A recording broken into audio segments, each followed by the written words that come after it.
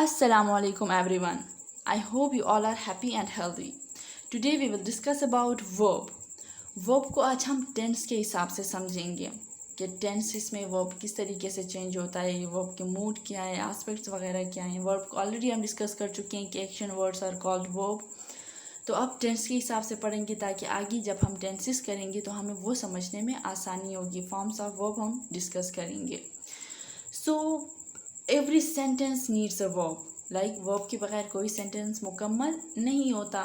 So each sentence needs verb. It expresses action, describe an event. ये तो आपके पास आपके वर्ब की डिफिनेशन हो गई. Verbs are influenced by tense, aspects and moods. अब वर्ब का टेंस क्या है, वर्ब का एस्पेक्ट क्या है, वर्ब का मूड क्या है. Verb tense simply means time of an action. Tense means time. अक्सर हमें कहते हैं ना, जब हम पढ़ते हैं तो कहते हैं कि टेंस मीन्स ज़माना. सो टेंस डजंट मीन ज़माना. Tense means time. Time of what? Time of action. And action is what? Action is verb. Refers to when the action occur. The most common tenses are past, present and future. तो tense हमें बताता है कि action जो हुआ था वो कब हुआ था या कब होगा, कैसे होगा, हो रहा है कि नहीं हो रहा. तो टाइम ऑफ एक्शन हमें बताता है वर्ब टेंस.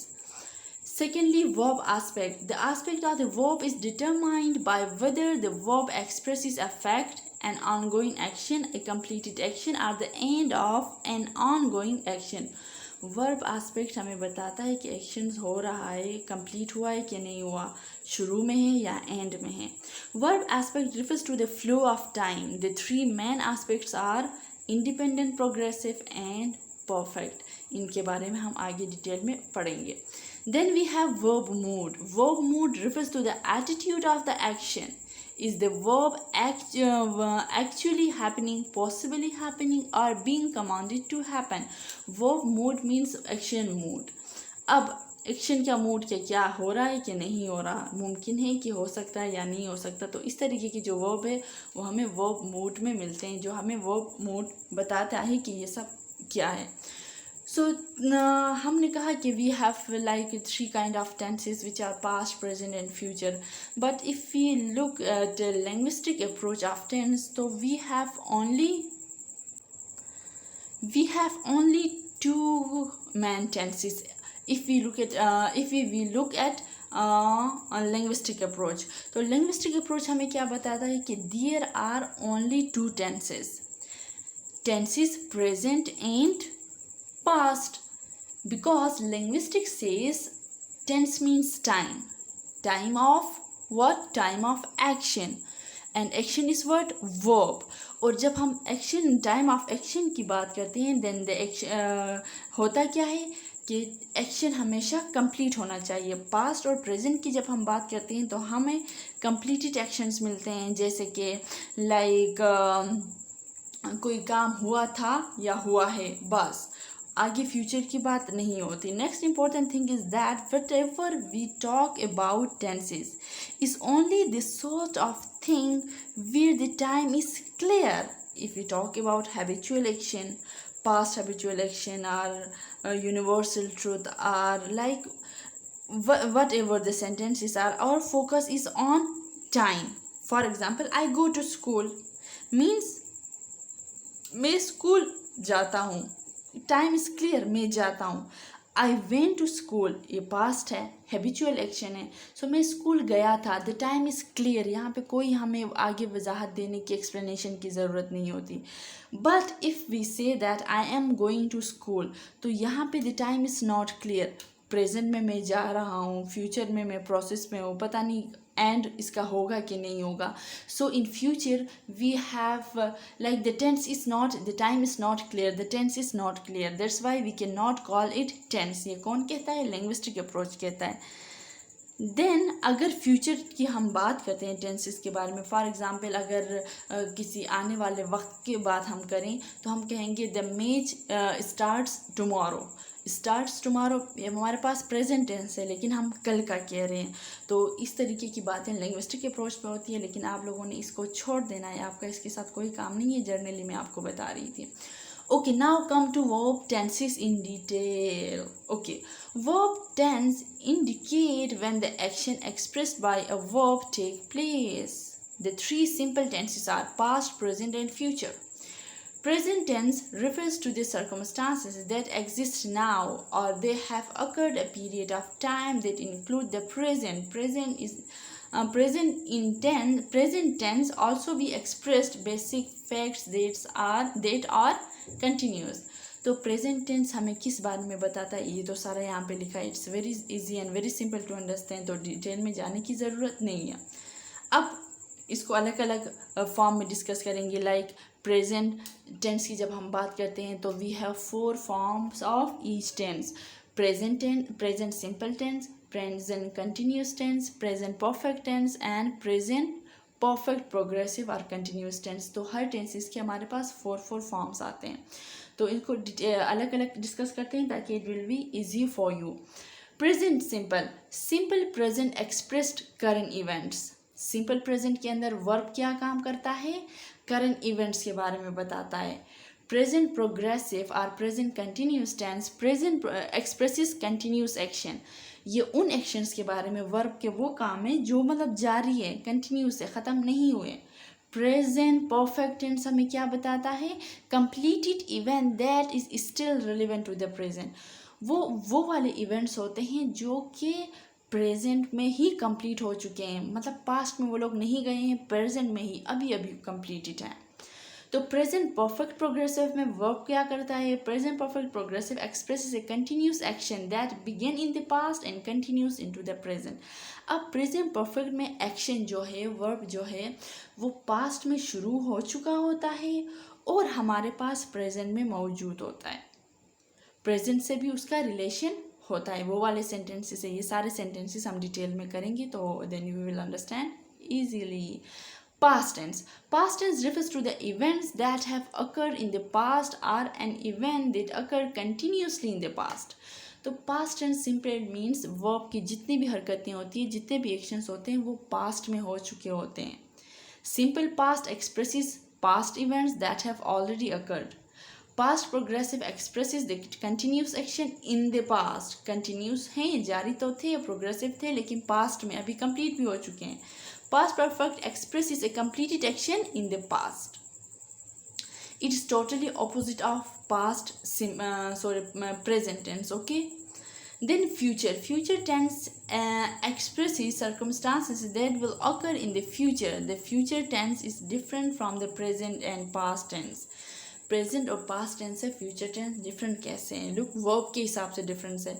वहाँ पे चलो हमने गो को वेंट कर दिया और हमने टेंसेस में चेंजेस कर लिए, लेकिन यहाँ पे हम दूसरे किस्म के वर्ब यूज़ करते हैं, विल और शल यूज़ करते हैं. लुक, जब भी हम फ्यूचर की बात करते हैं, past tense in that there is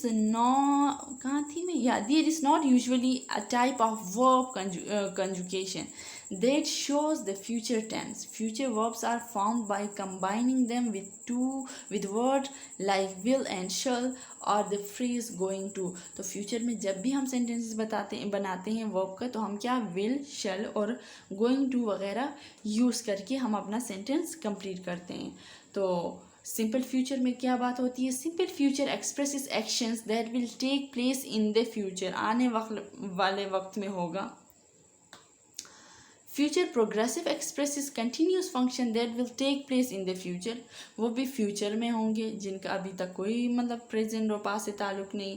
future perfect में भी जो कंप्लीटेड एक्शन होंगे वो भी जाके होंगे फ्यूचर में. फ्यूचर परफेक्ट प्रोग्रेसिव या कंटिन्यूस में, उसमें भी होंगे कंप्लीटेड एक्शन, वो भी कब, फ्यूचर में. लेकिन यहाँ पे जो हमारे पास ये टेंस है, इसमें कुछ भी अभी हुआ नहीं है, सब कुछ फ्यूचर में होगा.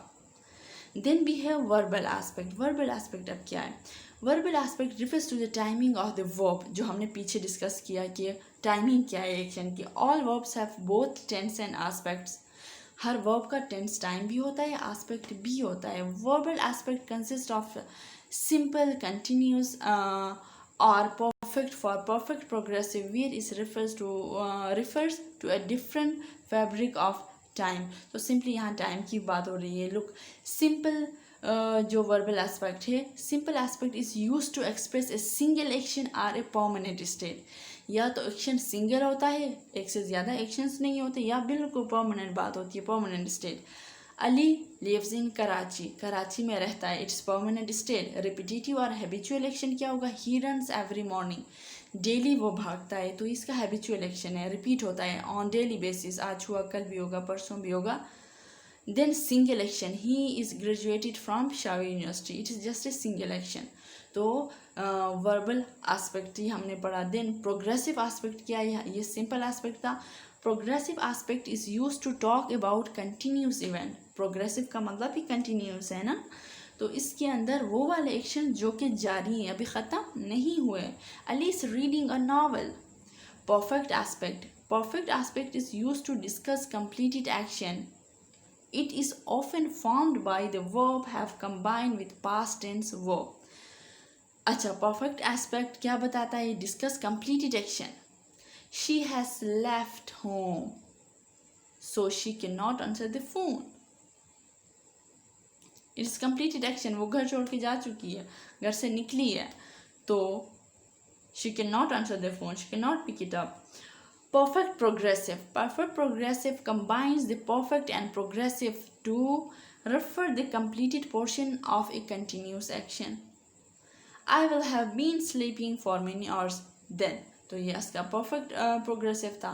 देन वर्बल मूड, हमने मूड में कहा था कि attitude of the work show होगा। Verbal mood is the MOOD mood, okay. The attitude of the work mood can be expressed in any verb tense. Four main mood used in English are inductive mood, subjective mood, imperative mood, conditional mood। अब ये verb के mood है, तो ये क्या है देखते हैं। Inductive mood is used for factual statement। Ali is eating banana, it is present simple tense। Ali eats banana, no, Ali is eating banana is present continuous or progressive tense। Ali eats banana, present simple। Ali ate banana, past simple, so it is inductive mood which shows factual statement। Then second we have subjective mood। Subjective mood is for hypothetical situation, emotions or making request। It is often paired with a clause containing would, should or could or if then statements। If I were a pilot I would fly through the clouds, so it was the subjective mode, very simple to understand। Then we have imperative mode। Imperative mode is used to give commands। हमने ये भी discuss किया था जब हमने sentence के kind discuss कर रहे थे कि कमांड है क्या। Okay, example, go finish your homework, it is just an order. Please put off your shoe, it's a request. तो काइंड ऑफ ऑर्डर भी है, रिक्वेस्ट भी है। सो इम्पेरेटिव मोड वर्ब का हो गया। देन कंडीशनल मोड क्या है वर्ब का। The conditional mode is used for speaking of an event whose completion is depend on another event। In English, the conditional mood is usually of the form would plus verb with no tense or aspect maker। If you were here, you could have done it, you could have done it, DONE, done, okay, it is। Ali might be able to solve the problem if he comes here, तो यहाँ पे हमने कहा था कि जो conditional mode है वहाँ पे सेंटेंसेस का जो मुकम्मल होने का तरीका है वो दूसरे इवेंट्स पे डिपेंड करता है। फर्स्ट में यहाँ पे इफ़ यू वर हियर, अगर तुम यहाँ पे होते तो तुम ये कर चुके होते, तो दूसरे इवेंट पे ये डिपेंड कर रहा है कि बंदा अगर होता तो करता। सेकंड में भी हमारे पास यही कैसा है, अगर तुम ये प्रॉब्लम सॉल्व तो हो जाएगा, लेकिन अगर वो आया तो ये भी उस पर डिपेंड है कि वो आता है कि नहीं आता, तो it is conditional mode. Okay, the main thing अब इधर आ जाए, फॉर्म्स ऑफ वर्ब। टेंसेस में तो हम वर्ब के फॉर्म्स को चेंज करते रहते हैं ना, तो बेसिकली वर्ब हैज़ 6 फॉर्म्स। इन 6 में 3 we have tense wise and 3 are non-tense wise। We have 6 forms of each verb। Look, base form, infinitive form, past participle, present participle, SRES forms। So these are 6 forms of verb: base, infinitive, past, past participle, present participle, is और es forms. अब देखते हैं, तो first जो हमारे पास list आई है ये regular verbs की है। रेगुलर वर्ब को हमने किया था डिटेल में, तो उसको ज़्यादा डिटेल में जाने की ज़रूरत नहीं है, वैसे भी ये क्लास कुछ ज़्यादा ही लंबी हो जाएगी। ओके, बेस फॉर्म वर्ब का जो सिंपल फॉर्म है, simple past, past simple, past participle R E D form जिसके साथ हम ई डी लगा के चेंज करते हैं, simple present S or E S form, present participle or infinitive, abuse, abused, abused, abuses, abusing, to abuse। तो infinitive को भी हमने डिटेल में किया था कि वर्ब के आगे जब टू लगता है तो दैट्स कॉल्ड इन्फिनेटिव वर्ब। सो ये बहुत सिंपल है, आप लोग खुद इसको पढ़ ले। Act, acted, acted, acts, acting, to act, these are the main 6 forms of verb जो कि बहुत ज़्यादा ज़रूरी है। सिर्फ 2 या 3 काइंड्स नहीं होते बल्कि वर्ब के 6 काइंड्स है। Add, added, added, adds, adding, to add. So इसको इस तरीके से आपने सारा पढ़ना है। Then we have irregular verbs, इसको भी हम डिटेल में कर चुके हैं। रेगुलर वर्ब सिंपल दैट कि वो स्टैंडर्ड फॉर्म यूज़ होता है। देखिए जैसे आप लोगों ने देखा ABUSE, एब्यूज़, हमने जस्ट पास में ई डी लगाया, पास पार्टिसिपल में हमने ई डी लगाया, आगे का कोई स्पेलिंग हमने चेंज नहीं किया, सिर्फ इजाफी हम यहाँ पे लेटर्स लगा रहे हैं, फिर एस लगाया, फिर ING लगाया, फिर इससे आगे टू लगाया। तो यहाँ पे स्टैंडर्ड फॉर्म फॉलो हो रहा है कि स्पेलिंग में हम चेंजेस नहीं कर सकते। इरेगुलर वर्ब्स में हम क्या होता है, स्पेलिंग चेंज है। Awake, awoke, awake, awakes, awaking, to awake. Be, was, were, been, is, are, am, being, are, to being, spelling end में गलत हुआ है, ओके, BEING है ये। तो इसी तरह इरेगुलर वर्ब्स में हम मतलब टोटली स्पेलिंग चेंज होता जाता है, वर्ब की शक्ल चेंज होती रहती है। तो इसको भी सारा आप लोगों ने पढ़ना है, इसको समझना है, इसको रीड करना है। It's not that much difficult. देखिए एंड में अब go, went, gone, goes, going, to go, 6 forms हुए ना। देन यहाँ पे वो वाले वर्ब हमारे पास हैं जिनके हम कोई कटिंग शटिंग नहीं करते या कोई एडिशन नहीं करते, सिर्फ सिंपल सिर्फ ING या ES या ES में हम चेंजेस करते हैं, वरना हम चेंजेस नहीं करते। Cut, cut, cut, cuts, cutting, to cut, hurt, hurt, hurt, hurts, hurting, to hurt. तो इसी तरह आपने इसको रीड करना है। यहाँ पे आपके पास रीड है, देखिए cut, hurt, let, put, quit, read. ये जो रीड है इसका सिंपल पास्ट, इसकी प्रोनाउंसिएशन रेड है, ओके, RED जैसे हम पढ़ते हैं रेड, रीड, रेड। तो यहाँ पे इसकी प्रोनाउंसिएशन चेंज है, इसकी स्पेलिंग जो है वो बिल्कुल सेम है, तो इसमें कंफ्यूज नहीं होना, इसको पढ़ना है, बाकी सारे सेम है। So it was all about verb, verbal aspect, mood, और टेंस का भी हमने पढ़ा कि प्रेजेंट क्या होता है, पास्ट टेंस क्या होता है या फ्यूचर टेंस क्या होता है, उसके फॉर्म्स के अंदर भी हम गए कि ये क्या क्या क्या होता है। तो आपने इसको डिटेल में अच्छे से समझना है। जब समझेंगे इंशाल्लाह नेक्स्ट हमारी जो क्लास होगी उसमें हम टेंसेस स्टार्ट करेंगे। तो टेंसेस पे जाने से पहले आप लोगों ने वर्ब्स के फॉर्म को और इन चीज़ों को अच्छे से समझने की ज़रूरत है। आई होप आपको आज की क्लास अच्छी लगी होगी और आपने इससे बहुत कुछ सीखा होगा, उम्मीद करती हूँ। So thank you so much for listening. Tata, bye bye, अल्लाह हाफिज़।